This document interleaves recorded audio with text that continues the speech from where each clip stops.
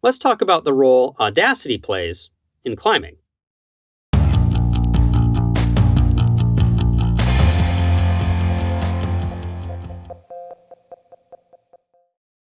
Hello again, I'm Jason. It's May, and we're continuing our Mental Health Awareness Month series by getting into some of the mental aspects of climbing and adventure. I once had a friend from high school reach out to me many years later and ask, which comes first, the desire to climb a mountain or the ability?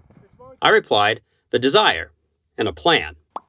My friend had some bad luck with chronic illness and was looking for hope and purpose, I think. As long as we keep it in perspective as compared to the rest of our lives, I believe climbing can offer doses of both, and I wanted to help foster those feelings.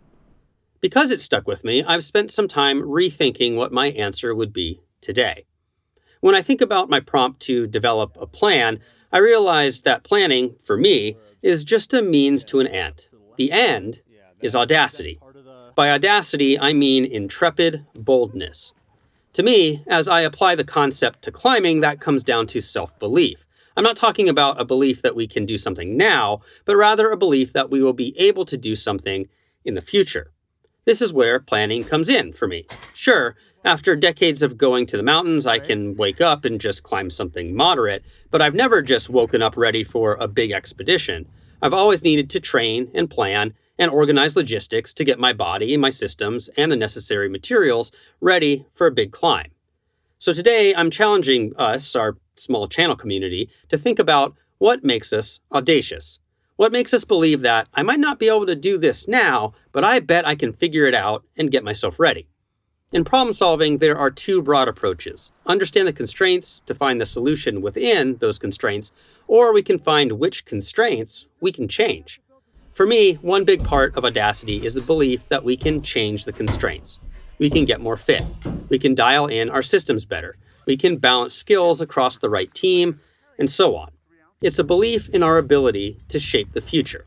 Of course, there are no guarantees. Climbing is often called a game of failure. If we are climbing at our limit, whether on a sport climb, big alpine objective, or anything in between, we will often not achieve the top.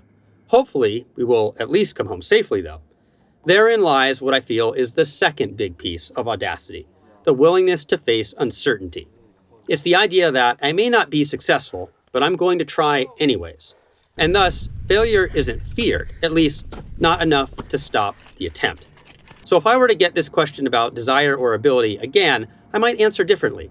Maybe what really comes first is the audacity to commit to the attempt. Do you find climbing to be audacious? Do you find self-belief is something you have in abundance, or do you sometimes struggle to find it?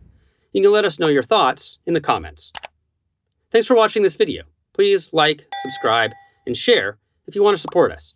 For more information, you can go to our website at www.shortguysbetaworks.com. You can check out a recent video we did in the same vein on the importance of self-forgiveness, or you can check out our entire Mental Health Awareness Month series. We'll see you next week and keep on getting more out of that big outside.